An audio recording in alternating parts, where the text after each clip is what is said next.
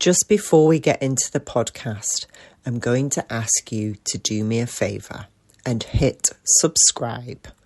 Why am I asking you to hit subscribe?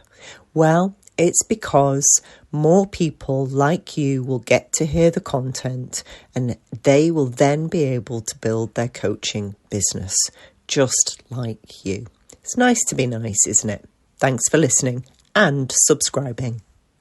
All right, so welcome to the Kick-Ass podcast. Well, it's crap to kick-ass, but I hate saying crap coaches because none of the coaches are crap. We're here to help you move from being maybe a bit lost as a coach, maybe a bit unsure as a coach, and to reassure you that whatever path you're on for yourself as a coach is probably the right one. So, season 2 is about the different approaches that coaches have and the different backgrounds that they have. And I'm absolutely delighted to have Regina Campbell here. Dr. Regina Campbell, actually, to give you a full title. Regina, you're very welcome. How are you today? I am doing great. I'm doing fabulous. How about you? Good. Yeah, I'm good, thanks. I'm Yeah. good. So what you audience, lovely audience out there don't realize is that it is 5:45 a.m. for Regina right now. It is. And it's 10:45 a.m. for me. So thank you for getting up bright and early. Yeah. Um, give our audience, Regina, a bit of a background into what you did in your career before you were a coach consultant. Oh, Thanks. Yeah, I spent 36 years here in the United States as in the area of higher mhm. education. I spent 36 years as a dean. So I went from this higher education great career of being a dean of College of Business. Then I matriculated to become the dean of a college of the whole campus. And so that type of position is where you actually manage and take over the whole entire campus, and you you offer courses as well as programs. And with that being said, that was a great rewarding career for me. And after becoming that dean of a campus, then I matriculated to become the dean of a region where I had several campuses report into me. Wow. For DeVry University, and it was a great opportunity to be able to work with leaders. And it was then there working with deans and campus leaders that I fell in love with coaching. Ah, okay, okay. Now, I get a few people coming to me from the education sector Mhm. going, well, hang on, I'm from the education sector. What can I teach business? What can I share with business and leaders? I'm just from education. Um, and I always think of you, and that's one of the reasons I wanted to get you on the podcast, Regina. What in the arena of education have you taken forward and shared with businesses in the commercial world? I think number one, I took from my experience is in the education, I worked with faculty, professors, and working with them, and they reported into me. That took some skills such as coaching.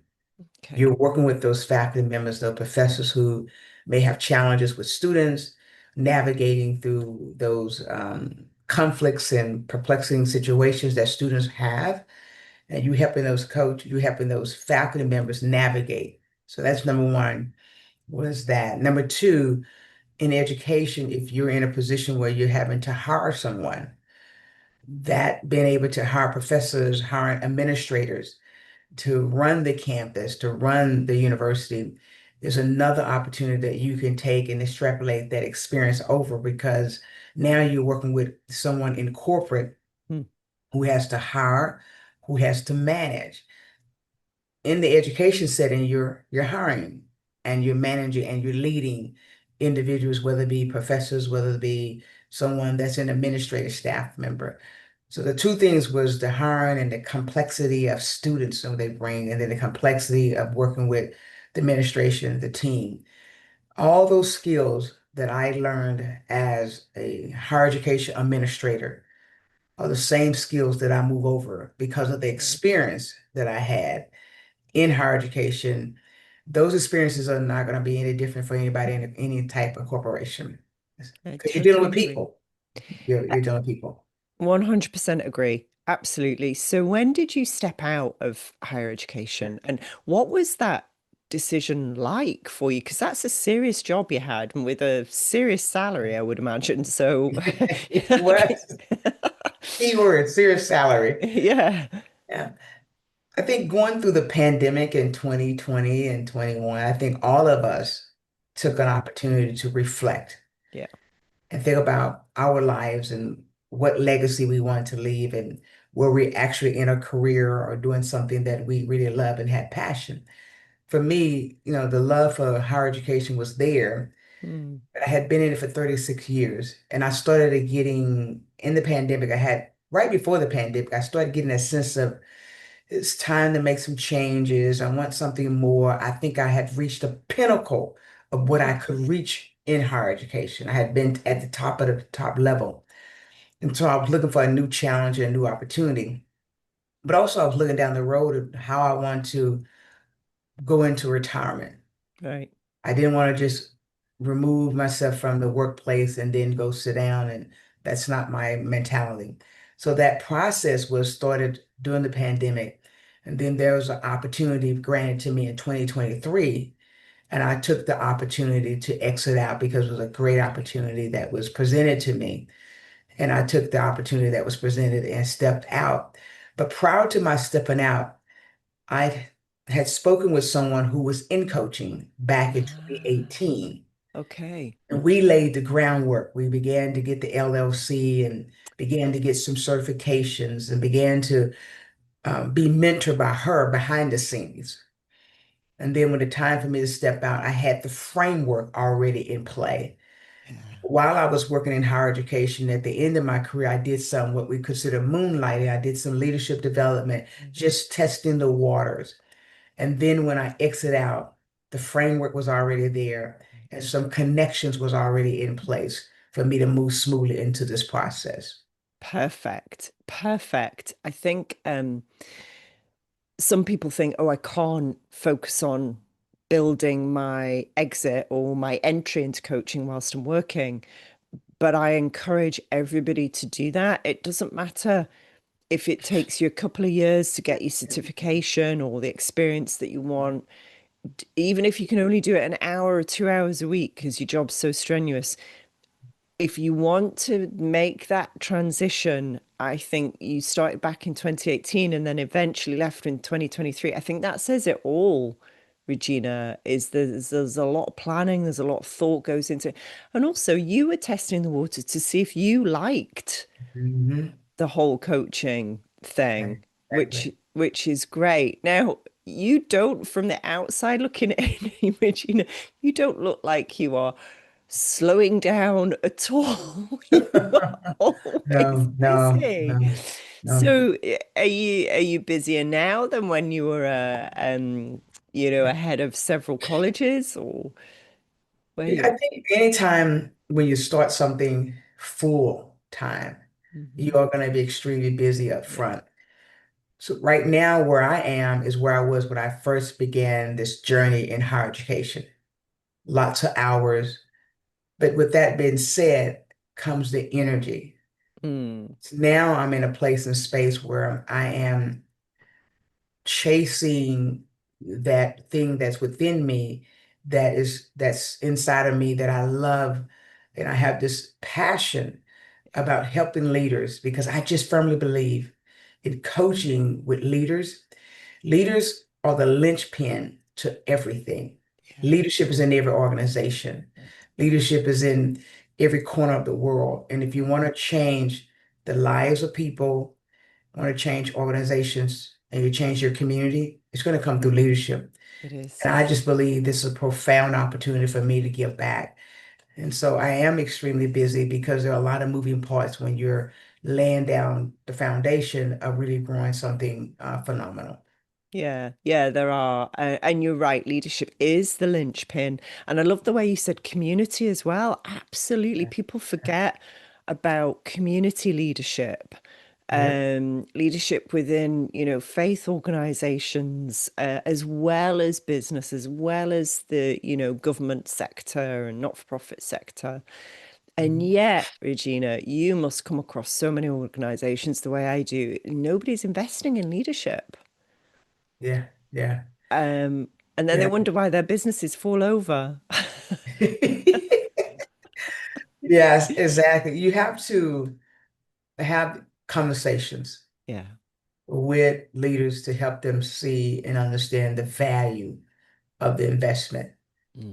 So I speak with leaders about the investment that they put into something in the organization, such as a new vending machine, a new office, a new chair, a new furniture, the wall that you're painting. All of that's great. However, what's inside of there matters most. Yeah. And Yeah. it's going to take them to begin to invest in their people, invest in their leaders to make sure that what's inside of the walls of that organization really mimics the vision they have. Yeah. Yeah. Absolutely. Yeah, absolutely. And again, new coaches out there or coaches thinking of going out there or just starting out, where in the early days did you get your clients from? That's the $64 million question. If you're trying to move into this space of coaching, wherever you're working now, Hmm. you should keep those names, keep the Rolodex, and you start with the people you know. You start Yeah. with the people that have confidence in you, people that know you, people that believe in you. You may work a job right now, even as in education, but you're building up what I call equity in relationships with those individuals. And when you begin to transition out and you're no longer in that organization, such as education, whatever sector you're in, you make that phone call. They say, "Hey, hello, Rebecca." They remember you. Yeah. And then you begin to proceed to share with them that you have moved into the space of coaching. And now you want to have that conversation with them about their organization. And you have some knowledge about their organization, you have some knowledge about them, and Yeah, you you do. leverage the knowledge.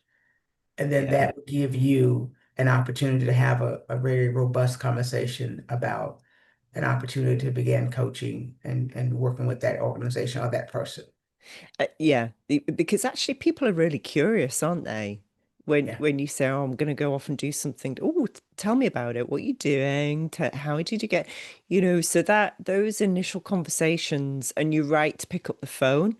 I think that's really important. A lot of people think, "Oh, I'll just drop them an email." No, pick up the phone, meet Yeah. them for coffee if you can. Yeah, Yeah. and have proper conversations because people are really keen to support you, aren't they? When you step out of that 9 to 5, I can't Yeah. imagine you ever just did 9 to 5 when you had your big, I no. did. When you step Yeah. out of that pretend 9 to 5, Yeah. yeah, people want to help you succeed. Yeah, that's true because my very first paid client Hmm. came through a relationship that was built through when I worked at the university. Right, And right.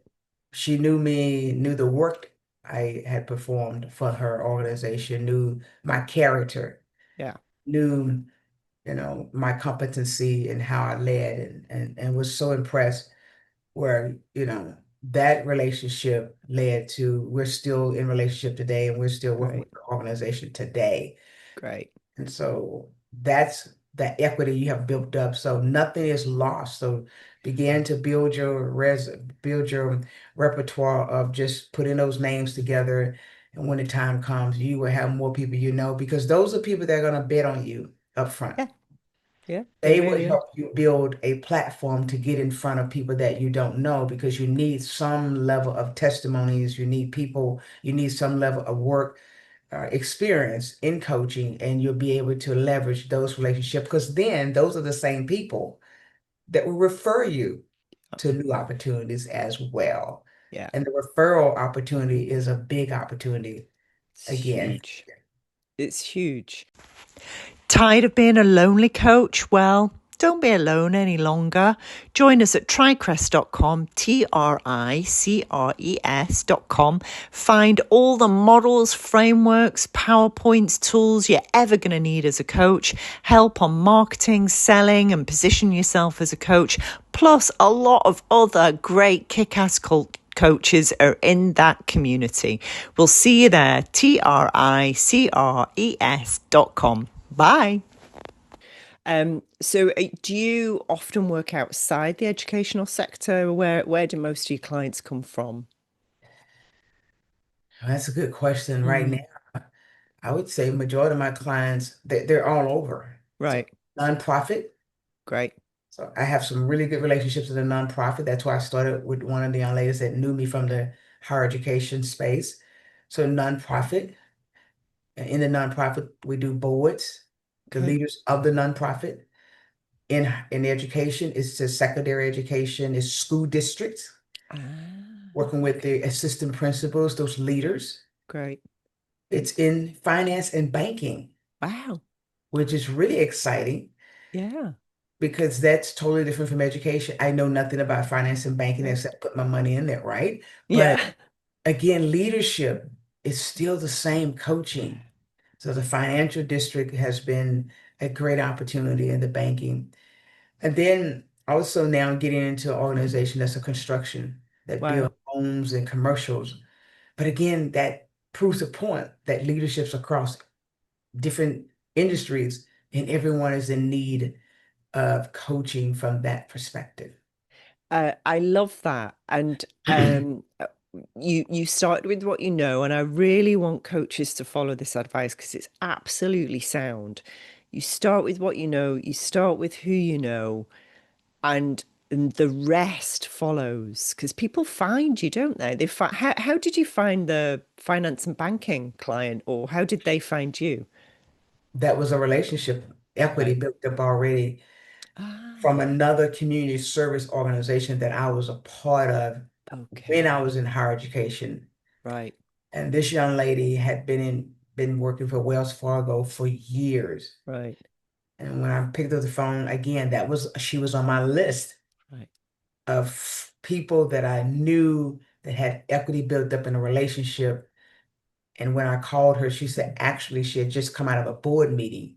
And they had mentioned in the board meeting that she needed to hire an executive coach to bring him in to work with her team. And that was a part of the strategic plan.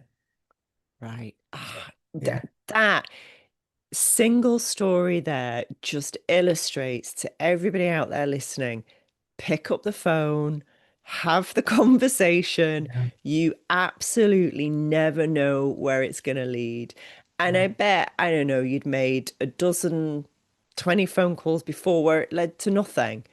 And then Yeah. you pick up So the phone and, oh, yeah, I need an exec coach. Great. And I know you. Perfect. That's how it happens. exactly. And with that relationship has come a greater relationship within that bank because now Right. I'm working with the chairman of the board, the Wow. owner of the bank. And that Wow. is a tremendous opportunity. Yeah. But because of my relationship with her and the equity that had been built up. So, like you said, start where you know, start with whom you know. They have confidence in you, and those relationships can be leveraged in a very productive and fruitful way for you as a new coach, and it builds your confidence. Yeah, it does. It really, Builds your really does. confidence. Yeah, it does. Construction, I love working with construction Yeah. clients. Yeah. I've worked with lots of them over the years. I love the fact that a spade is a spade. They're very down to earth. Uh, yeah, I'm getting into that space now. This guy is pretty awesome and talking with him now. And so we're just building up our equity and our relationship. He believes in leadership. He has a small team, about 20, but Great. he himself is looking to expand and scale. And I share with him in order for that to happen, you have to scale up your leadership Yeah. skills and effectiveness. A lot of times organizations talk about scaling up. We want to Mhm. scale up our organization. That's going to come through competency. That's going to come through leaders having the ability to scale up themselves. Yeah, it really, really is. Where is it still just you in your coaching business, Regina, or do you have associates now? Right now, it's just me, Uh-huh. but I am a part of an organization where if I wanted to tap into some coaches, I could. Good. I could. Good. Good. And are you nowhere near retirement? Where do you see it going? Where are you, what are you going to do with this? anything I do, I do go big or go home. Uh-huh. And for me, that's the way it was at the university. We didn't just have one campus; we had two campuses. Then we continued to grow. For me, it is to become a premier executive coaching, business coaching consultant firm. Hmm. We have verticals, a vertical of executive coaching, a vertical of leadership development. We're looking to even also, with my background in higher education, we're looking to expand to courses online, Great. putting Great. courses online so that individuals who have a team right now, organization I did speak with had a team that was across this United States, and they would like for those courses to be online.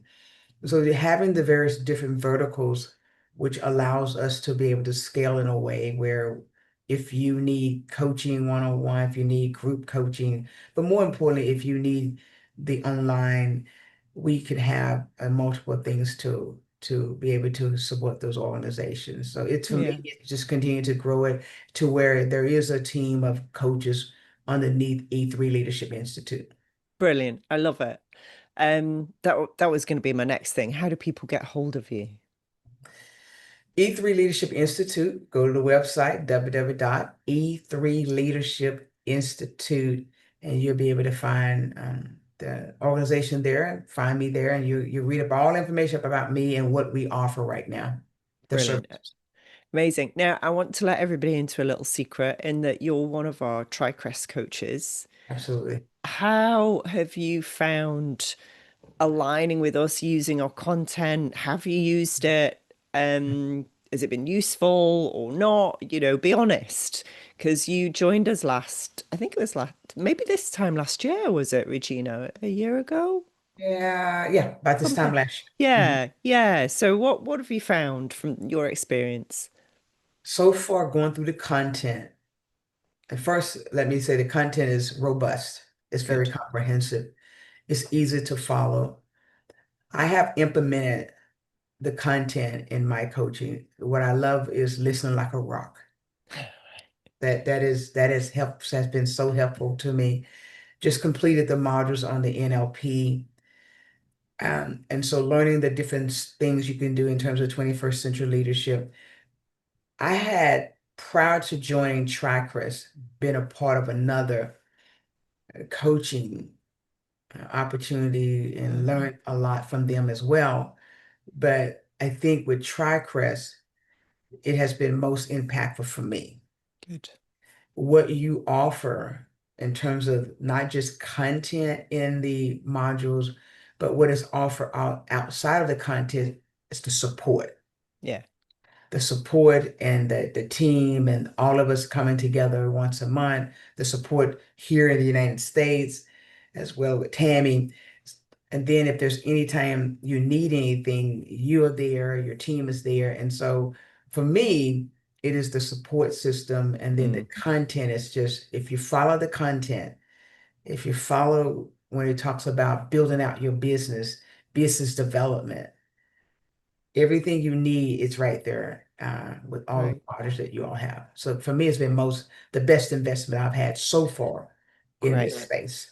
I'm really pleased to hear it, Gina. Thank you. That's why we built it, definitely. And it can be lonely, can't it? Being a coach consultant out on your own. When you first start, absolutely. Yeah. You have to understand if this is a decision you make, whether it's coaching, anything in life, when you first start in the beginning, it is a journey Hmm. that is going to take you and you alone to really push yourself to go through those days when it's just you here by yourself and you're working by yourself and Yeah. you're going for business development, you're going out to having coffee with someone, having a conversation, then you come back, you're putting it together an agreement. You're doing everything, and that's Yeah. okay because what you're doing is you're building, and you have to always remember you are a builder. And if you're always keeping in mindset, I'm building, and then what I'm building, you get the satisfaction that when you do have a conversation with a coach, and I mean, when you start coaching people and you start seeing the transformation, it's Yeah. all worth it. It is.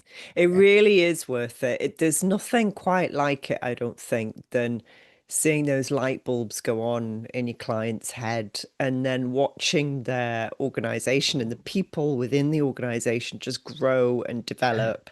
It's so satisfying, isn't it? It's very satisfying.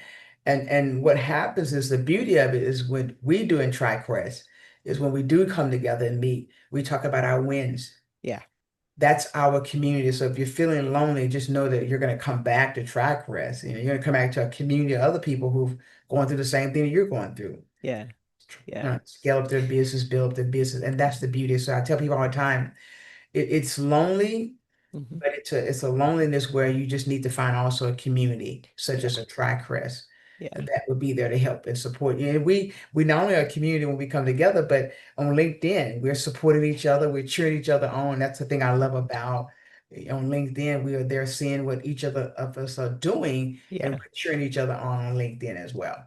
Yeah, we do. And you're great on LinkedIn. You're so disciplined and your content is really good. I see your audience building nicely, Regina. Have you noticed a difference in the past few months? Exactly. I've Yeah, noticed a difference. yeah, What happened in LinkedIn when I first came to TriCrest a year ago, uh-huh, we went through that LinkedIn training with yeah, Jim. It was the beginning of me understanding, find one methodology that you're going to focus on. yeah, I had started with Facebook, Instagram, and yeah, LinkedIn for E3 Leadership Institute. But going through that workshop, that training, LinkedIn is the place where your audience is. yeah, And that's when I began to focus and I began to apply the steps we learned in that workshop with Jim. And I began to focus on those steps. And those steps now are now a year later, people are communicating with me on yeah, LinkedIn and through direct messengers. And hey, I'd love to have a conversation with you about your business, what you do. So far, at least two or three people have mentioned that. And I've had those calls, and these are people that yeah, are not, were not in my place in space. I now am getting more people are saying, I love your content. Thanks for inspiring me. Thanks yeah. for, I didn't know that as a leader. I need to do that more. So those things on LinkedIn now are starting to begin to turn over some opportunities for us. We know we're going to have some opportunities in the future, but just Yeah. now turn over conversations.